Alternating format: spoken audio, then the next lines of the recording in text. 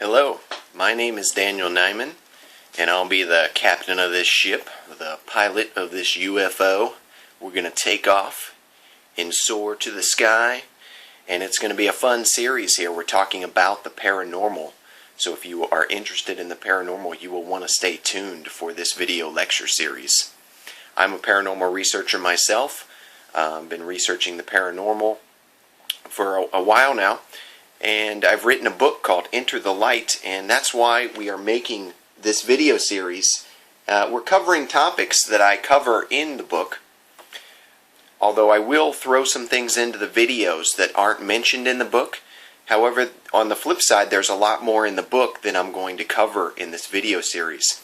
But I decided to make this video series as kind of a way to teach people, to get my message and to get this knowledge out to people in a different format besides just writing a book. And today's lecture, we're going to talk about why the scientific establishment, why science, ignores the paranormal, and how they go about doing that. So why do they ignore the paranormal? These big scientific institutions that determine the science curriculum in the classroom, and that determine what's acceptable in science and what's not acceptable. Okay, so let's get started with why would scientists choose to ignore the paranormal. And it all has to do with the scientific belief system that's been constructed, and this is ever since Newton, and basically it's called a paradigm. It's a worldview under which most scientists operate. Now, not all scientists, but most scientists are taught to operate under this worldview. And basically, you start with a Big Bang. The Big Bang created the universe, and there's no intelligence behind it. It's just unguided matter and energy. Somehow these physical laws that matter and energy operates by were determined, at the Big Bang, and that all matter and energy is just expanding after the Big Bang, and that there's no underlying guiding intelligence to it. It's just purposeless matter and energy. And so we get these galaxies and solar systems, and then planets like ours that can support life, but life itself is itself an accident, and there's no underlying intelligence to life. I mean, things evolved via random mutation and natural selection. And as far as how the first life is created, scientists aren't sure yet, but they're trying to find what's called a naturalistic explanation, an explanation that doesn't require any kind of intelligence that was behind it. And we're going to get into why all this is wrong in this video series. But just to lay the groundwork, that's kind of why science, ignores the paranormal, is because they think that there's only this material universe and maybe other universes, but of course we don't have access to those universes. But there's this material universe which we live in, and we evolved accidentally on this planet, and our brains produce consciousness through a certain complexity of brain matter. All of a sudden we have this conscious awareness that has arisen. But that consciousness was created with the brain. I mean, the brain produces it. So it's not like you can be conscious after death, or that you can be conscious outside of your body. Everything is being mediated and produced by the brain. And so if you operate under this kind of worldview, then phenomena like telepathy, if you can communicate mind to mind, or if there's evidence for life after death, that goes against the paradigm. Because, my consciousness, my mind is locked into my skull. My brain is producing my consciousness, and your mind is being produced by your brain. So there should be no, underlying connection between our minds that would, enable a telepathic communication ability. And then if the brain produces consciousness, then when my brain dies, then of course consciousness can no longer exist. And there's implications to this theory. The implications are that, there's no real purpose to life other than a purpose that we might give it.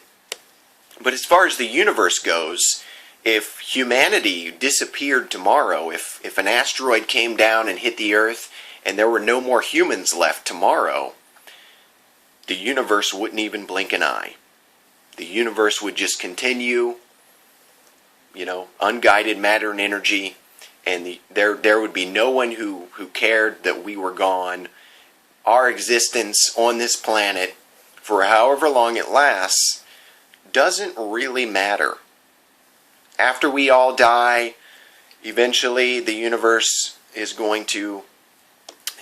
or our sun's going to die, and eventually the universe itself will collapse back into a singularity, or will eventually die, and nothing we ever did will be remembered, and we'll be gone. And so there's no real purpose under this kind of worldview for humanity. And of course we can give life a purpose, but there's no underlying intelligence or no underlying consciousness that can outlive our bodies or the death of the universe. So, whatever we do, we might have fun and we might change a lot of lives while we are alive. We might help people and change lives, but ultimately none of it has any meaning or purpose, and none of it will be remembered.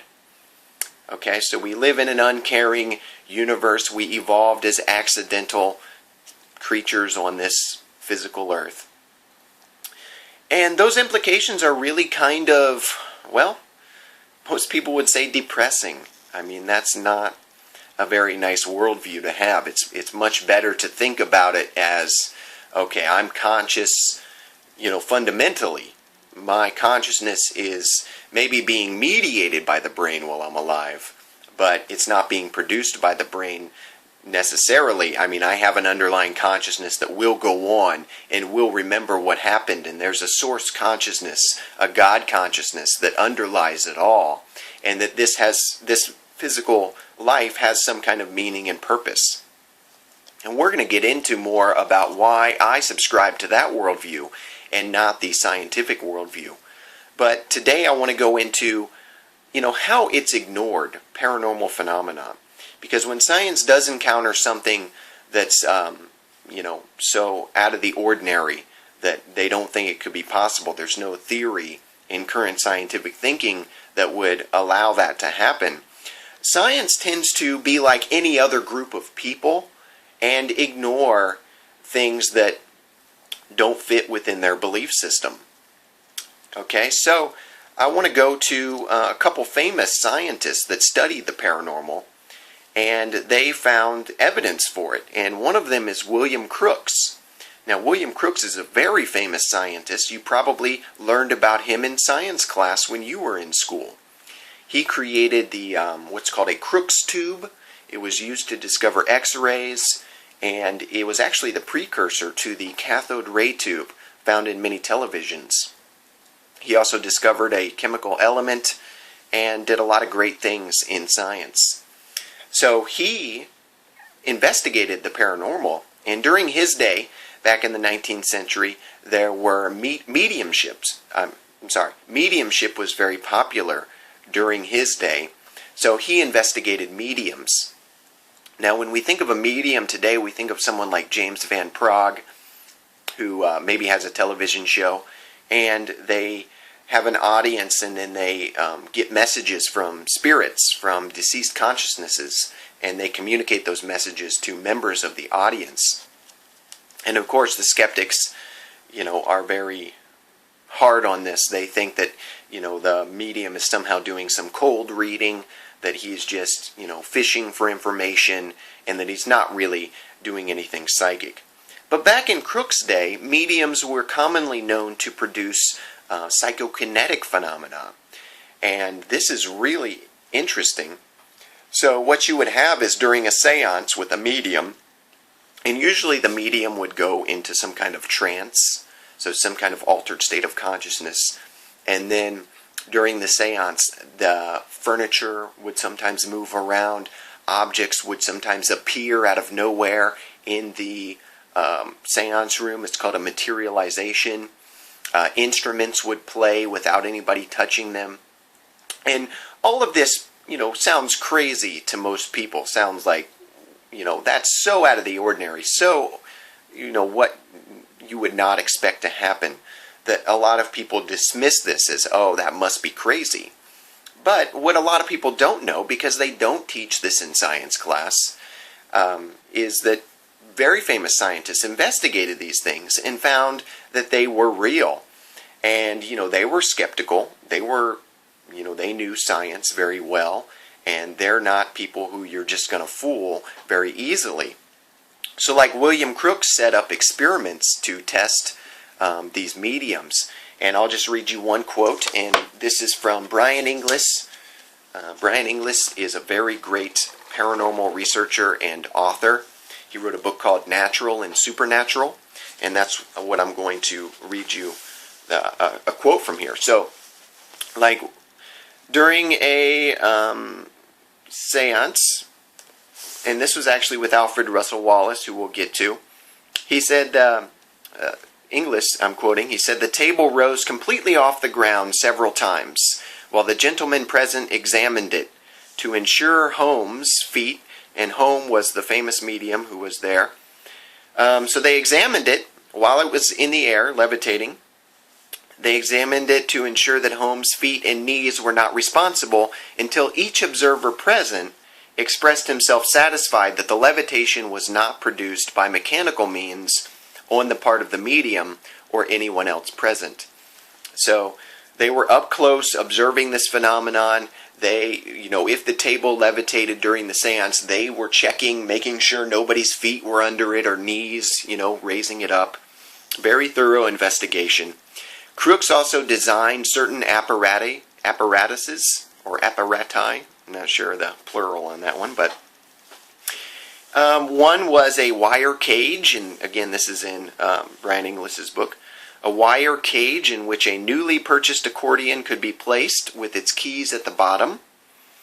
And he said while Holmes was holding the accordion at the top with one hand, his other hand being on the table above, both hands being visible, the accordion began to expand and contract and then to play notes.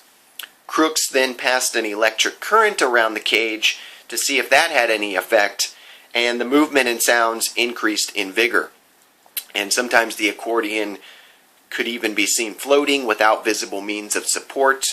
Again, inside this cage, with nobody touching the keys, it played a well-known sweet and plaintive melody, which it executed perfectly. Okay, so you see how they designed tests, and they made sure that this was not being produced by physical means. This was some agency, whether a conscious entity in another dimension through some unknown force is producing these movements and the playing of the instruments, or whether it's the subconscious mind. Remember, Holmes and these other mediums, a lot of times they would go into a trance, and at deeper levels of mind, there's more control over reality, and maybe that's the explanation for this. And we're going to get into reality in a later video about the source consciousness, how it underlies reality and directs the physical matter of the universe. But anyway, another researcher, Alfred Russel Wallace, he was the co-discoverer of evolution. So again, another top-notch scientist who investigated this and found that it was genuine. And he wrote an entire book called On Modern Miracles and Spiritualism. I believe that's the title. But anyway, in his book, he described some of his investigations. And again, he researched it thoroughly. He saw the same kinds of things. Let's see here. Oh, so let me see. Yeah, so he experienced this table levitation, and I just want to get this on the computer here. I have his book right up here. This is his book. And he designed something to make sure, again, that it wasn't anybody raising the table up through physical means. And so the first thing he did, without telling anybody, he took some thin tissue paper and he wrapped it around the legs of the table let me see if I can get this. Yeah, some thin tissue paper. He said he wrapped it between the feet, an inch or two from the bottom of the pillar, in such a manner that any attempt to insert the foot must crush and tear the paper. So if they were trying to get their foot up under to lift the table, it would tear this paper that was wrapped around it. And again, he experienced the table levitation and the table vibrating and moving around, and then examined the tissue paper and saw that it was perfectly intact. He went even further. He said he designed a cylinder of hoops and laths covered with canvas. He said the table was placed within this as in a well. So some kind of cylinder he could place the table in, and he said the table was placed within that, and it was about 18 inches high, effectively kept feet and ladies' dresses from the table. And again, the table levitated no problem, even after he constructed this cylinder to put the table in and obstruct anyone from getting their feet or lifting it by those kinds of means. Another interesting one from his book was during a seance with him and another skeptical scientist friend of his with the medium. During the seance, this guitar that the medium was holding slid out of the medium's hands and started acting like it was alive. It went over, I want to say crawled, like it's a living creature, but it moved over and went across Wallace's feet, and then came up against his skeptical friend's leg and started to try and raise up. So the guitar was standing up, tried to act like it was raising up. And other people also experienced the same kind of thing. The furniture would and these physical objects would seem as if they were alive, as if they were imbued with some kind of conscious force themselves. And of course they could see the medium, and a lot of times these seances were done with enough light that they could see what was going on. I mean, traditionally seances were in the dark, but like with this seance that I'm describing, he talks about how there was gas light, and he could see clearly that the medium was not in contact or not doing anything funny. So again, testing for this phenomenon, finding that it's real. And both of these scientists were basically ignored by their peers.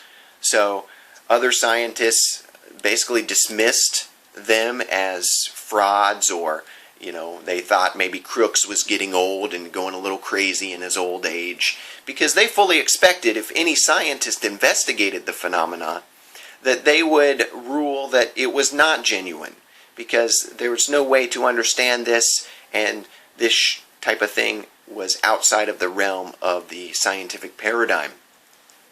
So when these scientists said that this is real, they were pretty much ostracized in science and ignored. And again, did you learn about this in school? I don't think so.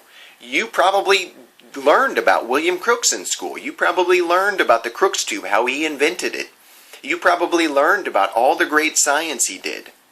But I almost guarantee you, in your high school science class or even college science class, there was never any mention about Crookes' psychical investigations, nor was there ever any mention of Wallace's psychical investigations.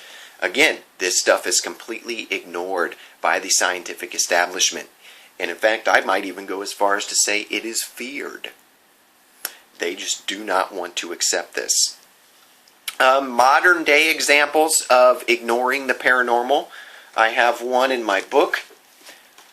This is on page 7. So here's a modern day example, and this comes from Jacques Vallée, who's a French scientist, and he's also a great author on UFOs and the paranormal.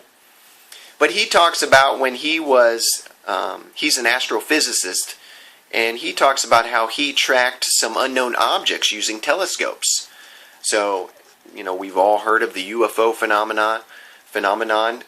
There's things up in the sky moving around at speeds that, aren't possible by our means, and making maneuvers that wouldn't be possible for human planes to make. And so he says, on 2 occasions I have tracked some unknown objects using small telescopes. He said, a few of my astronomer colleagues made similar observations, and after making inquiries, we became aware of sightings kept confidential by professional astronomers the world over. The objects we were tracking were not spectacular, but the reaction they elicited among French scientists fascinated me. Instead of asking if these seemingly maneuverable and impossible objects could be a manifestation of some advanced technology, and in some cases he admits they may well have been terrestrial, but the scientists, they thought only of suppressing the records. They did this by denying every observation, by blaming it on airplanes or planets when the documentation was unassailable, and by destroying the data when it was demonstrating that no airplane could have behaved as the objects did. So basically, he's saying if these astronomers viewed some kind of UFO in the sky that looked like it was being maneuvered around intelligently, they could tell it was not a star or not a planet that they were tracking with this via telescope, they would not come out with this information and report it in any kind of scientific journal. They would destroy the data. They would just forget about it. Because, obviously, there's the fear of ridicule. And this goes back to Wallace's and James' day. Wallace's and Crookes' day. When Wallace and Crookes came out with this information about the reality of the seance phenomenon, they were ridiculed. And they were laughed at by fellow scientists. Like I said, they were ostracized. So even today, there's that same fear among scientists that if you come out in favor of this stuff, you're going to be laughed at, called crazy, ridiculed. And so scientists just ignore when there is good evidence for the paranormal. Okay? And William James is another famous researcher on this topic, and William James is a famous psychologist from Harvard, and in fact his ideas in psychology are still being discussed today in psychology classes. When I was a psychology major, and in college I learned about William James. And I also have a quote from him in the book, and he talks about how he couldn't even get other scientists to investigate mediums.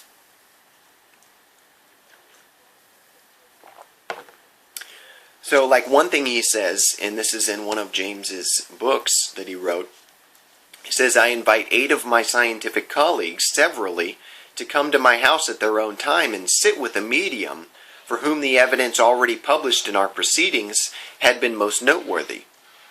So he's inviting his scientific colleagues, people at universities, professors, scientists. He's saying, come, sit with this medium and you tell me if it's genuine. But he couldn't even get them to do that. He says, although it means at worst the waste of an hour for each, 5 of them decline the adventure. I then begged the commission connected with the chair of a certain learned psychologist in a neighboring university to examine the same medium, whom Mr. Hodgson and I offer at our own expense to send and leave with them. They also have to be excused from any such entanglement. Then he talks about how another psychological friend, he asked him to look into the medium's case. But the friend basically told him, he said, he said if he should get such results as I report, he would, being suggestible, simply believe himself hallucinated. So this other psychologist friend basically says, look, James, this is obviously not real.